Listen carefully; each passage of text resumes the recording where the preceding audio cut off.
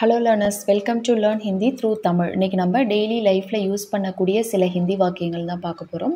வீடியோக்குள்ளே போகிறதுக்கு முன்னாடி உங்களுக்கு நம்ம சேனலில் போஸ்ட் பண்ணுற வீடியோஸ்க்கான பிடிஎஃப் ஃபார்மேட் வேணும் அப்படின்னா நீங்கள் நம்ம வெப்சைட்டில் போய்ட்டு ஃப்ரீ ஆஃப் காஸ்ட்டில் டவுன்லோட் பண்ணிக்கலாம். நம்ம வெப்சைட்க்கான லிங்க் டிஸ்கிரிப்ஷன் பாக்ஸ்லேயே ஃபஸ்ட் கமெண்ட்லேயும் பின் பண்ணுறேன், செக் பண்ணி பார்த்துங்க. ஸோ இன்றைக்கி வீடியோவில் நீங்கள் ஒரு விஷயத்த சின்ன பிள்ளையாக இருந்தப்போ இல்லை இதுக்கு முன்னாடி ரெகுலராக பண்ணிக்கிட்டு இருந்தீங்க, பட் அதை இப்போ பண்ணலை அப்படின்றப்ப நாங்கள்லாம் அந்த காலத்தில் அப்படி பண்ணோம்.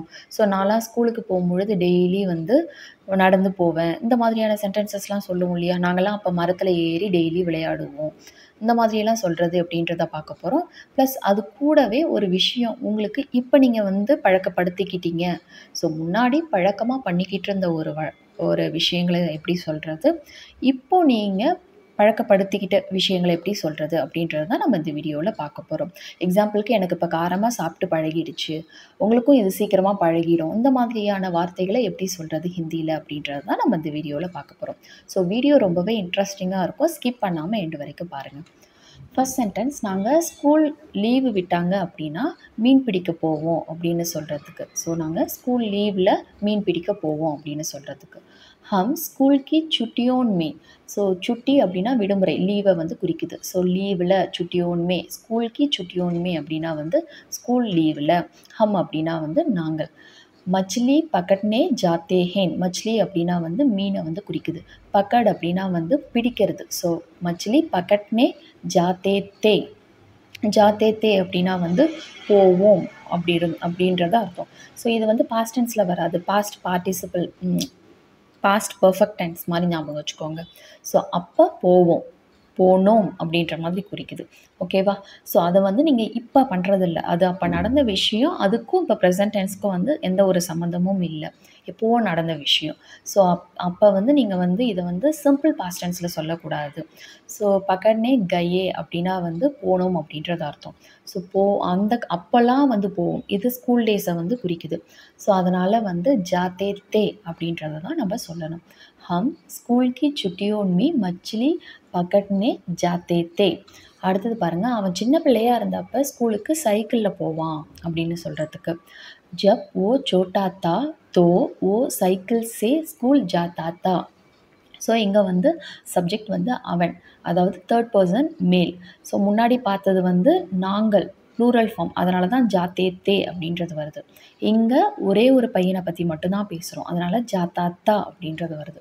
ஸோ நிறைய பேர் அப்படின்னா ஜாத்தே தே, ஒருத்தர் தேர்ட் பர்சன் அப்படின்ற பட்சத்தில் ஆண்பால் அப்படின்னா ஜாத்தாத்தா, பெண்பால் அப்படின்னா ஜாத்தி தி அப்படின்றது வரும். ஸோ அவன் சிறுவனாக இருந்த பொழுது, அவன் சின்ன பிள்ளையாக இருந்தபோது, ஸோ இருந்தபோது, அப்போது அப்படின்னு சொல்கிறதுக்கு ஜப் அப்படின்றத சொல்லுவோம். ஜப் ஓ அப்படின்னா அவன், சோட்டாத்தா அப்படின்னா சின்ன பிள்ளையாக இருந்தான், தோ அப்போது, ஓ சைக்கிள் சே அவன் சைக்கிளில், ஸ்கூல் ஜாத்தாத்தா சைக்கிளில் போவான் அப்படின்றது அர்த்தம்.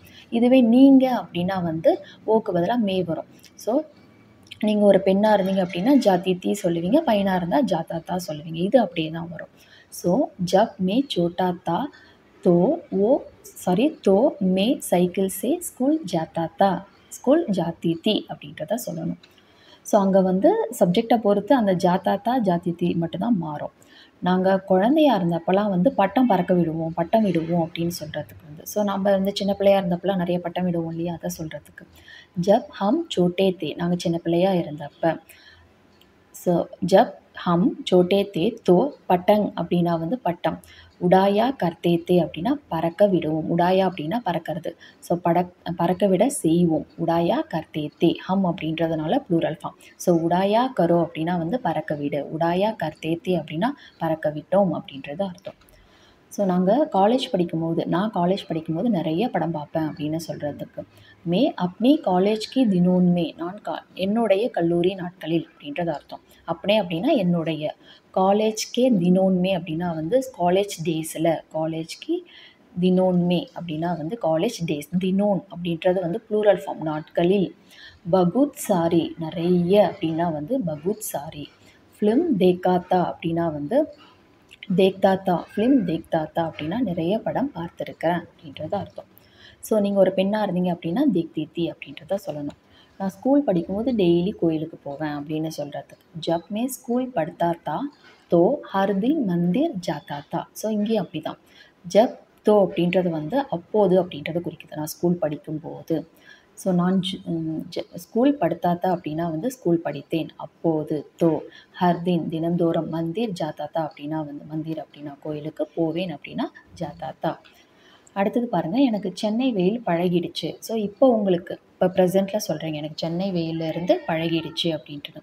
ஸோ இது ப்ரெசென்ட் டென்ஸில் நடக்கிற ஒரு விஷயம். இப்போ இதுக்கு முன்னாடிலாம் பார்த்தது வந்து அந்த தேக்காத்தா, கயாத்தா, ஜானாத்தா, ஸோ ஜாத்தாத்தா அப்படின்ற மாதிரி பார்த்துருக்கோம். அது ப்ரெசென்ட் டென்ஸோட எந்த ஒரு கனெக்ஷன்லேயும் இல்லை. இப்போ ப்ரெசென்ட்டில் கனெக்ஷனில் இருக்குது அப்படின்ற பட்சத்தில் ஆதத் யூஸ் பண்ணி நம்ம பேசணும். இப்போ ஆதத் யூஸ் பண்ணி எனக்கு சென்னை வெயில் பழகிடுச்சு அப்படின்றத எப்படி சொல்லலாம் அப்படின்றத பார்க்கலாம். முஜே சென்னைக்கு கர்மி ஆதத் ஹே. முஜே அப்படின்னா எனக்கு, சென்னைக்கு கர்மி அப்படின்னா சென்னையினுடைய வெயில், ஆதத் ஹே அப்படின்னா பழகிவிட்டது அப்படின்றது அர்த்தம். அடுத்தது எனக்கு காரமாக சாப்பிட்டு பழகிடுச்சு அப்படின்னு சொல்கிறதுக்கு முஜே மசாலேதார் கானேக்கு ஆதத் ஹே. ஸோ முஜே அப்படின்னா எனக்கு, மசாலேதார் அப்படின்னா வந்து காரமான அப்படின்றது அர்த்தம். கானா அப்படின்னா சாப்பாடு, சாப்பிட்டு பழகிடுச்சு அப்படின்னு சொல்கிறதுக்கு வந்து அதாவது சாப்பிடுவதற்கு, கானேக்கு ஆதத் ஹே அப்படின்னா சாப்பிடுவதற்கு பழகிவிட்டது அப்படின்றது அர்த்தம். அடுத்தது பாருங்கள், இப்போ எனக்கு எல்லார்கிட்டையும் ஹிந்தி பேச பழகிடுச்சு அப்படின்னு சொல்கிறதுக்கு, ஸோ ஹிந்தி பேச பழகிக்கிட்டேன் அந்த மாதிரி சொல்கிறதுக்கு. இப்போது அப்படின்னா அப். எல்லார்கிட்டையும் அப்படின்னு சொல்கிறதுக்கு வந்து ஹர் கிசிசே எல்லாரிடமும், சே அப்படின்றது வந்து இடமும், எல்லாரிடமும். ஹர் அப்படின்னா ஒவ்வொரு அப்படின்றது அர்த்தம், ஒவ்வொருத்தர்கிட்டையும். கிசிசே அப்படின்னா வந்து அனைவரிடமும்.